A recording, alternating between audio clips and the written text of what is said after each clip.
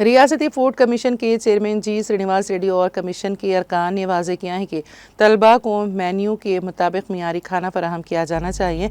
मेदक ज़िले के अपने दौरे के एक हिस्से के तौर पर उन्होंने कोडीपल्ली में आश्रम स्कूल का मुआयना किया। उन्होंने तलबा से बात की और तलबा के हेल्थ चेकअप करवाने की ख्वाहिश की। वो चाहते थे कि वालिदैन से मुलाकात की जाए। उन्होंने कहा कि तलबा का कहना था कि उन्हें गोश्त और चिकन नहीं दिया जा रहा है और हुकूमत तलबा को हर तरह से मियारी खाना फराहम करने के लिए पुरअज़्म है। आइन ने हर तालिब इल्म को खाना खाने का हक दिया है और उन्होंने मुतनबे किया है कि अगर तलबा को मियारी खाना फराहम ना किया गया तो कार्रवाई की जाएगी।